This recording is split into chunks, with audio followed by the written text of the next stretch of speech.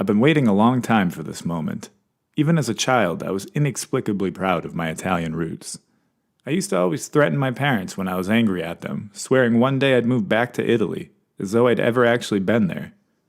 I don't even speak Italian. No one in my family does. My grandfather was the last living Italian speaker in my family, actually. In fact, I'm only a quarter Italian. I'm also Swedish, English, and Irish. But that 25% Italian for some reason just plowed right over the rest of my genes. Do I look Irish, Swedish, or English? I spent the better part of my life with the constant urge to hop on a scooter and ride down the brilliant and shimmering turquoise Italian coast. Some cheese and wine in my backpack, my curly mane blowing in the salty Mediterranean wind. It was the end of an era as I crossed over the border of my other motherland. Prior to my first visit to Italy, I was holding down a 5-year run as a strict and devout vegan. The first night Yeva and I got into the country, I performed at a vineyard restaurant. After the show, this old grandma brought out a dish of handmade butter, sage, and ricotta raviolis. I opened my mouth to explain to her that I was vegan, but something suddenly bitch-slapped me. At first, I thought it was Yeva, but it was the smell of the food and seeing the effort, patience, and love that is required to make this food. A realization was triggered. A, I can't let my rigid beliefs prevent me from experiencing foreign cultures, especially those that my DNA originated from. B, animals are certainly treated differently in the villages of Italy. And C, this grandma will probably break a wooden spoon over my face if I don't eat these raviolis. So there it was. I loosened my grip on a belief that shaped my identity, one I held on to very tightly for 5 years as I sat next to 100 miles of growing grapes in the northern Italian sun. A handmade Italian ravioli, the shit you only hear about on The Sopranos. I was speechless, with eyes full of tears from the first bite. So long, veganism. From there we were off to the races, or to the tables, I should say. We ate like complete animals. I gained 10 pounds in 2 weeks. We never ate meat. You don't even need to. From what we saw, Italian food isn't really about the meat. Some prosciutto here and there, but that was very easy to avoid. We drove the entire perimeter of the Italian boot, even hit up Sicily, the true origins of our name Cataldo. We devoured eggplant pizza on the streets of Mantova, headed over to perform for our new friend Maurizio at his restaurant, Gialla Zucca. After the show, he absolutely spoiled us with pumpkin tortelli smothered in sage butter, classic risotto, tiramisu, bottles of wine, the works. Italians are second to none when it comes to hospitality and dining.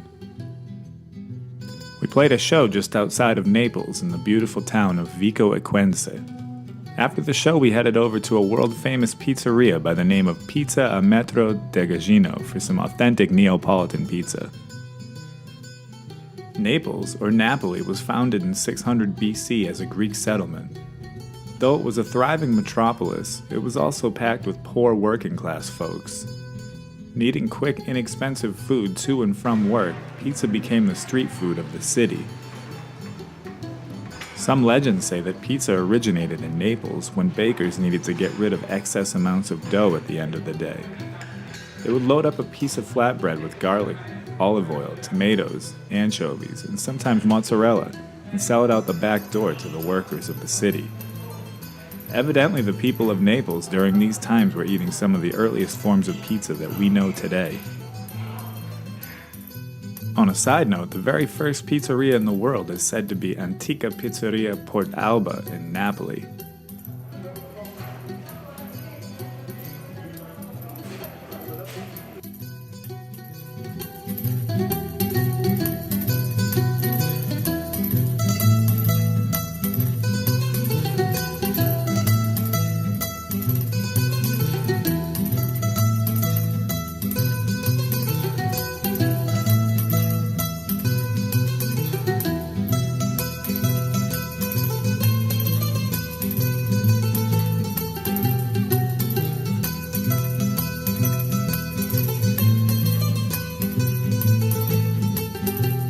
After floating the Subaru across the Mediterranean, we finally arrived on the island of Sicily, the origins of my name.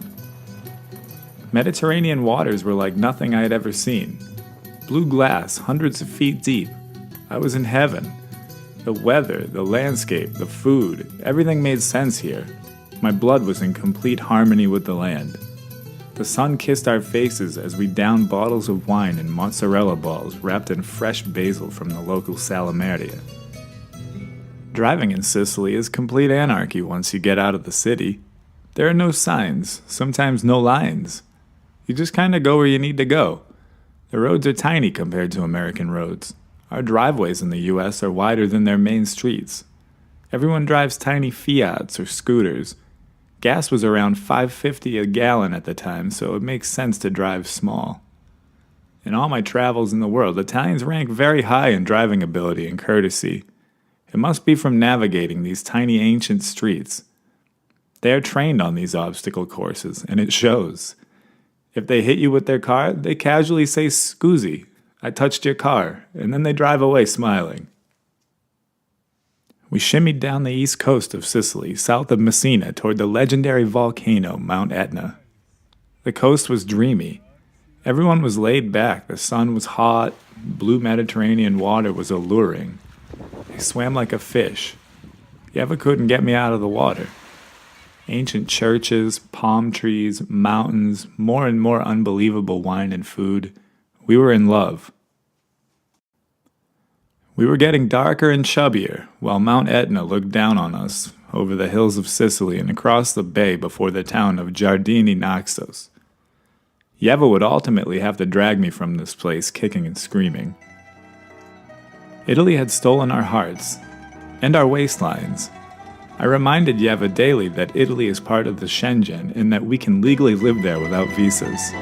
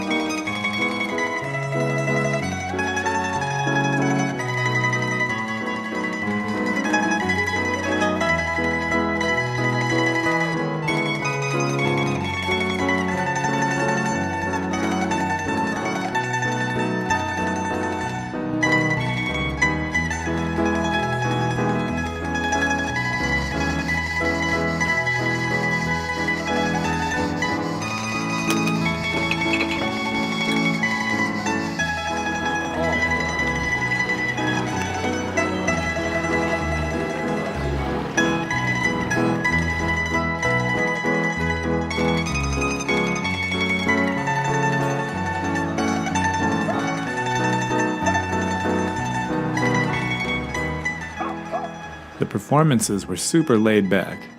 I played in gardens at places known as agriturismo. The venues spoiled us in true Italian fashion. The listeners were very appreciative of Americana music and bought CDs at every show. We slept in old cozy hotels and drank wine that was brought to the table from the basements of castles. This would definitely not be our last tour through Italy. That's gonna do it for this episode of Free, Wild, and Restless. Stay tuned for the next episode by hitting the subscribe button below. Stay wild and free, y'all.